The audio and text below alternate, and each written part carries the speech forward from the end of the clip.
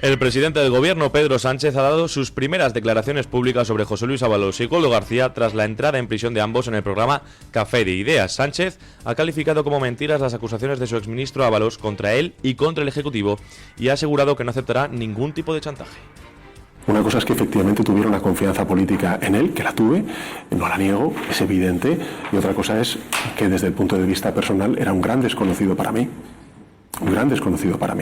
porque conocí unas facetas de su dimensión personal que fueron muy desconocidas para mí. Ni el gobierno ni el Partido Socialista van a aceptar, ni en el caso de organizaciones como es el caso del Partido Popular, ni de personas, ni chantajes, ni amenazas. Todo lo que se está diciendo por parte de José Luis Ábalos es mentira.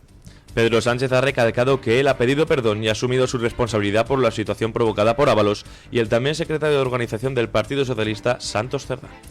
Pues señores, sepan que la entrevista de ayer de Pedro Sánchez dejó muchísimos titulares, habló de corrupción porque llevaba mucho tiempo sin abrir la boca respecto a cómo han ido cayendo los secretarios de organización que bajo su mandato fueron designados dentro del Partido Socialista. Hablamos de Santos Cerdán, hablamos de José Luis Ábalos y no llegó a ser secretario de organización Francisco Salazar, pues porque Dios no quiso prácticamente, porque se destaparon una serie de irregularidades, pero también hubiera pasado por ese partido, por Ferraz, porque en el fondo lo que estamos analizando es si realmente Pedro Sánchez era el número uno, de number one, el auténtico amo de todo lo que pasaba en Ferraz, que a la luz de los hechos que se están investigando, todo parece que sí. El líder del PSOE lo que dijo es que en esa entrevista había mucha tela que cortar, que no se había financiado irregularmente su partido, el PSOE. Empezó a decir algo así como que había mentido José Luis Ábalos en todas sus declaraciones y lo que nos quiere vender el presidente del gobierno es que ha actuado con contundencia respecto a la corrupción.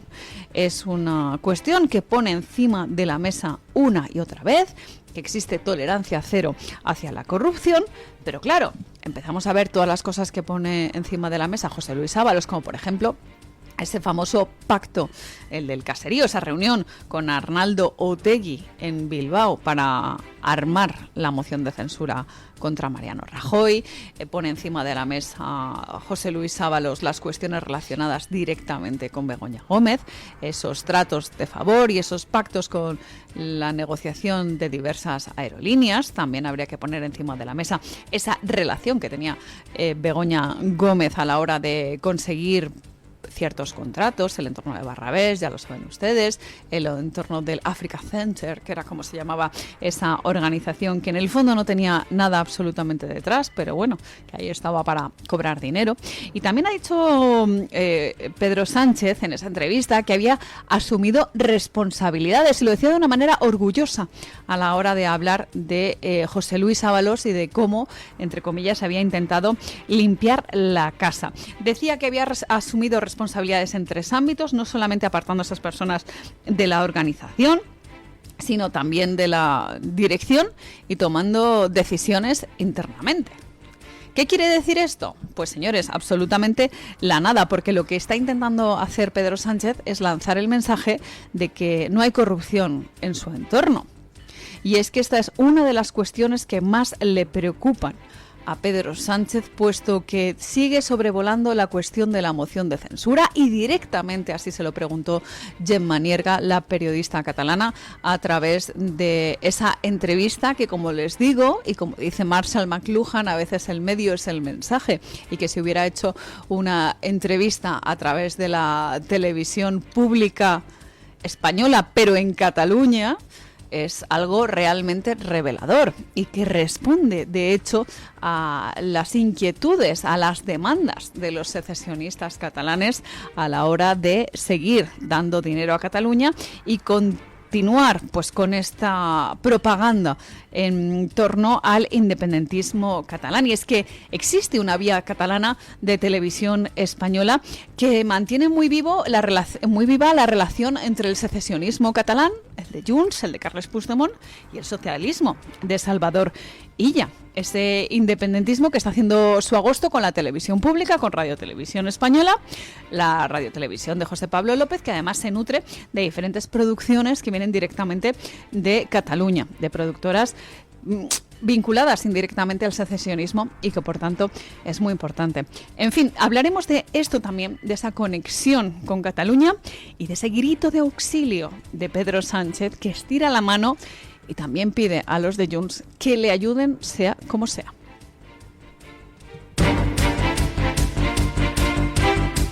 La presidenta de Navarra, María Chivite, ha cesado al director general de Obras Públicas, Pedro López. El cese ha llegado en medio de la polémica por el sobrecoste de las obras de duplicación de los túneles de Belate y el informe emitido al respecto por la intervención general del propio Ejecutivo Foral. Cabe recordar que la duplicación de los túneles de Belate fue adjudicada a la UTE, formada por Acciona, Oses Construcción y Servinavar, la empresa de la que, según el informe de la UCO, Santos Cerdán era propietario del 45%. Y el nombramiento del sustituto de Pedro López, quien llevaba en el cargo desde 2019, se acometerá a la mayor brevedad, según ha indicado el Gobierno en una nota. Interesantísimo esto que está saliendo de la corrupción en Navarra. Saben ustedes que el nexo de Santos Cerdán se extendía por diferentes puntos. Hablábamos antes de Sevilla de ese puente del Centenario en el que también Servinavar cobró mordidas. Hablamos ahora del puente, el túnel de Belate, en Navarra.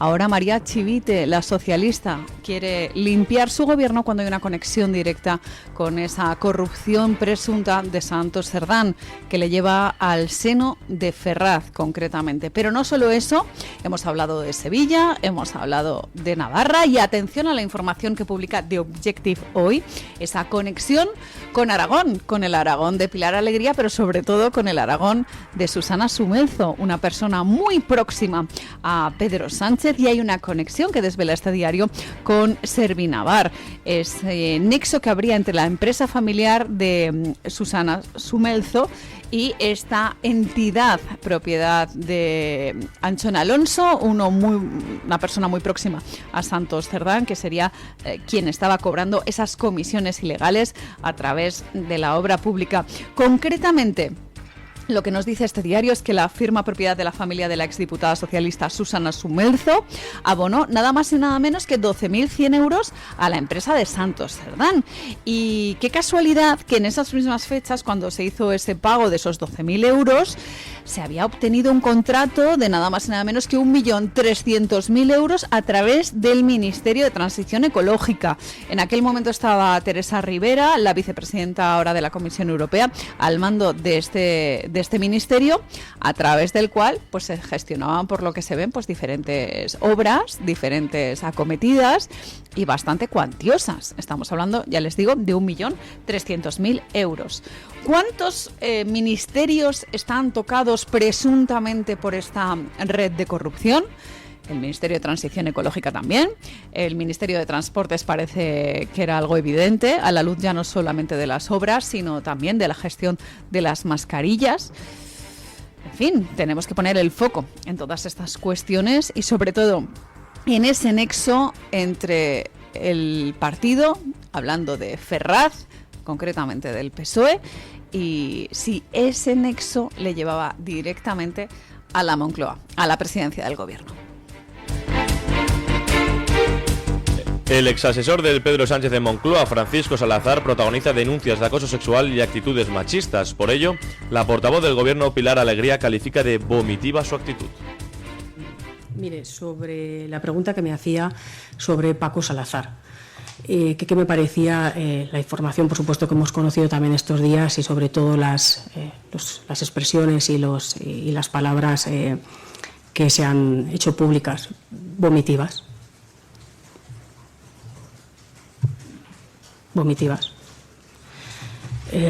Lo que sí que le puedo decir, usted me preguntaba por Moncloa, usted sabe que además desde que se conocieron esas primeras informaciones, en el mes de julio, si no recuerdo mal, se le cesó de manera fulminante. Y saben ustedes también, porque lo explicamos ya en su momento, que desde el año 2018, si no me falla la memoria, en Moncloa existen todos esos mecanismos antiacoso conforme a la ley, que además, lógicamente, se van actualizando. Alegría también ha explicado que desde que se conocieron las primeras informaciones en julio se cesó de manera fulminante a Salazar. También ha querido recalcar que en Moncloa nunca se ha recibido por ninguno de los canales ninguna denuncia por acoso contra el exasesor de Sánchez. Bueno, qué interesante escuchar esto de Pilar Alegría, y atención a la hipocresía socialista, cuando no a las flagrantes mentiras. Dice Pilar Alegría que se le cesó fulminantemente, y lo cierto es que no, que fue él mismo quien, tras hacerse públicas las denuncias, después de arrancar ese Comité Federal del Partido Socialista, renunció a la nueva ejecutiva en la que iba a ser nombrado secretario de Análisis y Acción Electoral tras la entrada en prisión de Santos Cerdán. ¿Qué ojito tiene Pedro Sánchez a la hora de elegir a los secretarios de su partido? José Luis Ábalos, Santos Cerdán, ahora Paco Salazar, y se está tejiendo una red en torno al presunto machismo de Francisco Salazar, hacia estas declaraciones que dicen que son completamente abochornantes, vomitivas, pero lo importante es que lo que dicen en el Partido Socialista, una vez más, es mentira. Que su nombre sigue apareciendo en la web del Partido Socialista como miembro de su ejecutivo, mientras, y aquí está el meollo de la cuestión, la UCO le está investigando, pero no solamente por el caso de acoso, sino también por el caso de abuso de poder, y en particular por cobrar del Ayuntamiento de Dos Hermanas sin acudir a su puesto de trabajo durante varios años. Lo que está haciendo el Partido Socialista es intentar mantener la estabilidad parlamentaria y sobre todo esa red de propaganda sobre que son implacables con la corrupción, cuando, como ven, es una de las más grandes mentiras. Y en el caso de Francisco Salazar, ese exasesor de máxima confianza, una vez más, de Pedro Sánchez, que dimitió en julio por esas denuncias de acoso, el meollo está realmente en que le está investigando la UCO. Y precisamente por eso es tan importante que eso que nos dicen desde el Partido Socialista, que se ha dado de baja como militante, bla, bla, bla, no, es verdad. Para que vean ustedes que mienten absolutamente en todo, incluso a la hora de limpiar su casa. El ministro de la Presidencia, Justicia y Relaciones con las Cortes, Félix Bolaños, se ha encarado con el presidente del Senado, Pedro Rollán, durante la sesión de control al gobierno cuando éste le instaba a responder una pregunta sobre corrupción. Bolaños ha acusado a Rollán de tener un comportamiento que no es imparcial y de utilizar su puesto en la Cámara Alta para defender a Vox y demostrar que el Partido Popular y los de Abascal son uno. Que desde hoy va a presidir la Generalitat Valenciana a las órdenes de Vox, también le piden que no aplique la ley de vivienda, porque claro, para ustedes que... Señor ministro, le ruego que se ciña la cuestión en base al artículo 103. Muchas gracias.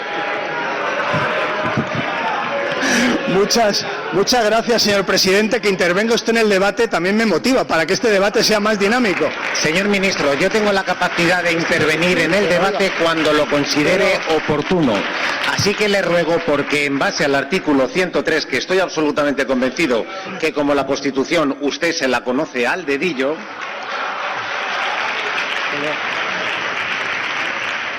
habrá tenido la oportunidad de referirse al artículo 103. Prosiga, señor ministro. Gracias, señor presidente. Fíjese, si me conozco la Constitución, que sé que la presidencia de esta Cámara ha de ser imparcial, cosa que usted no es.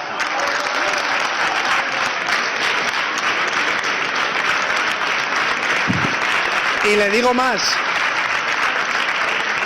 más, señor presidente, le agradezco que salga en defensa de Vox y que demuestre que el Partido Popular y Vox son uno. Gracias.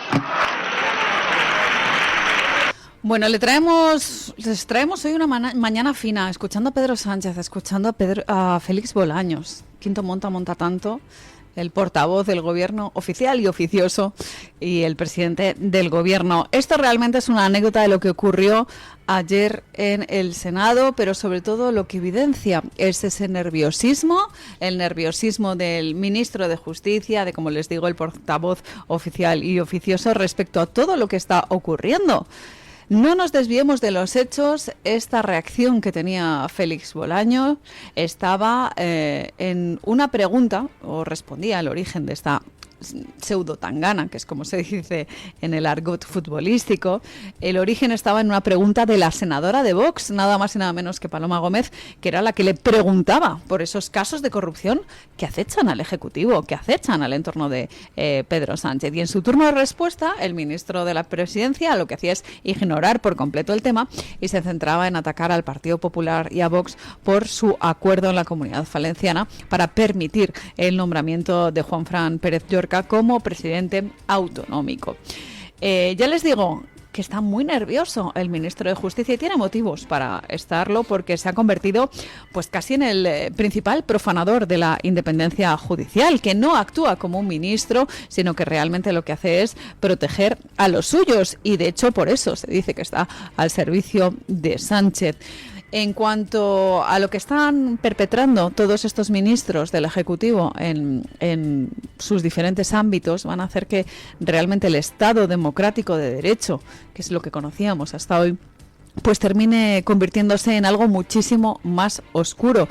¿Por qué? Pues porque lo que estamos viendo es que nos acercamos a una especie de autocracia o algo así, ¿no? Cuando hablamos de ese asalto a la justicia de Félix Bolaños, cómo se van saltando la ley o si no se la pueden saltar, pues la modifican a su antojo y sobre todo atacando a los jueces, degradando los poderes, ¿no? El ejecutivo, el legislativo, el judicial, esa separación de poderes que en realidad lo que hacen es garantizar nuestra democracia. Se dice que Félix Bolaños ya es el ministro de Injusticia y la verdad es que cada vez nos acercamos a una realidad muy oscura en la que esto se pone de manifiesto, no solo con el caso reciente del fiscal general del Estado, sino con todo lo que tenemos encima de la mesa, con esa reforma de la justicia, del acceso a la carrera judicial, esa famosa ley Bolaños y todo lo que por desgracia estamos viendo en la judicatura. Ya les digo, están nerviosos dentro del Partido Socialista, está nervioso Félix Bolaños y motivo tiene para estarlo, porque a través de esta pregunta de la senadora de Vox sobre los casos de corrupción, así como otras muchas preguntas que se formulan en diferentes ámbitos, el cerco se va estrechando. Les digo que hablábamos de la corrupción en España, pero también hay que hablar de la corrupción en Europa a partir de esta información que hemos conocido de cómo Vox ha conseguido que el Parlamento Europeo cite a Fernando Grande Marlaska, el ministro del Interior, para que explique la muerte de 2 guardias civiles en Barbate.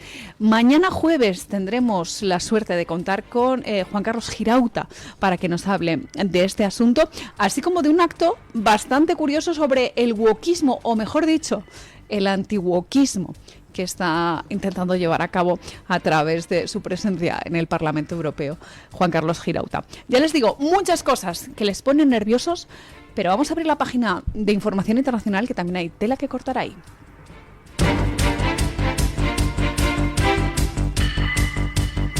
El mensaje del presidente de Rusia, Vladimir Putin, ha sido claro para todos los países de Europa. Rusia no tiene intención de luchar contra Europa, pero si Europa empieza, estaremos listos para actuar en este momento. Putin dio unas declaraciones sobre la posibilidad de aceptar a los europeos en la mesa de negociaciones de paz de la guerra de Ucrania y puso una condición: solo si regresan a la realidad que se está desarrollando sobre el terreno. Eso sí, que no se atreviesen a querer entrar en una guerra, porque en ese caso no aguantarían, no quedaría nadie para siquiera negociar un acuerdo de paz. Unas palabras con las que el presidente de Rusia dejaba claro que no quería una guerra con las potencias de Europa, pero que está dispuesto a luchar si entran en conflicto directo con Rusia. Hay 2 países que ponemos siempre encima de la mesa. Uno es el caso de Venezuela, del que vamos a hablar próximamente, y el otro es el caso de Ucrania, con esa guerra que se está eternizando. Y había una fecha muy señalada en el calendario, que era esa reunión clave entre Estados Unidos y Rusia, una esperada reunión que se ha celebrado esta madrugada en Moscú entre el presidente ruso Vladimir Putin y el enviado especial de Estados Unidos, de Witkoff, que ha terminado en principio sin ningún compromiso y sobre todo que para Europa es relativamente relevante, puesto que nosotros nosotros pues estamos muy involucrados en cuanto a proximidad con esta guerra. 5 horas de negociación, según ha confirmado el Kremlin, que se cierran porque existe un escollo fundamental, que es concretamente el territorio. Rusia insiste en que Ucrania debe retirarse de esa zona concreta del Donbass y también rechaza la contrapropuesta europea. De hecho, ha dicho que era algo así como inaceptable, porque se estaba hablando directamente de un bloqueo, ¿no? Del bloqueo en cuanto al acceso a los fondos, del acceso a las armas. Ya les digo, no hay acuerdo, pero hay una buena noticia, y es que tampoco es tan grande el alejamiento. En ese sentido, si Donald Trump tiene interés en acabar con un conflicto bélico como es el de Ucrania, que lleva mucho tiempo enquistado, yo creo que habrá una serie de posibilidades para que se vuelvan a sentar, para que vuelvan a avanzar a la hora de poner encima de la mesa sus reclamaciones y que en un momento determinado se ponga fin a esta guerra. Volodymyr Zelensky es el primero que abre la puerta a aceptar el plan de paz de Donald Trump, en el sentido de que es bastante beneficioso, según dicen algunos analistas internacionales, para Ucrania, en el sentido de que podría poner fin a esa invasión rusa, pero es verdad que no hay muchas esperanzas, ¿no?, de terminar esta guerra, porque en cualquier caso pues no es una solución fácil, porque ya les digo que es un conflicto que lleva mucho tiempo enquistado. A todo esto, ¿qué dice Kiev? Pues que va a mantener esa colaboración más constructiva posible con el equipo negociador, que está, como les decimos, encabezado por Donald Trump, porque es la persona que tiene en particular ese interés concreto. En cualquier caso, sepan ustedes que también hay muchas denuncias en cuanto a la información internacional, porque se está diciendo que hay campañas de desinformación al respecto, campañas de propaganda que, pues, por desgracia, sí que son habituales. Y es que forman parte de estas herramientas de guerra, de estos conflictos bélicos. En fin, vamos a tener que poner el foco, por supuesto, en lo que pasa en Ucrania y también, como les digo, lo que ocurre en Venezuela, de lo que vamos a hablar próximamente, y cómo Donald Trump se ha involucrado en estos dos conflictos, en estos dos países, para poner, por lo menos, un poco de luz, arrojar cierta, pues, visibilidad internacional en dos conflictos muy diferentes, eso sí, pero que están enquistados, uno en Hispanoamérica, otro en esa frontera con Europa. En fin, nadie le gusta la guerra, pero lo cierto es que si no se ponen intereses particulares, parece que la cosa no termina de cerrarse.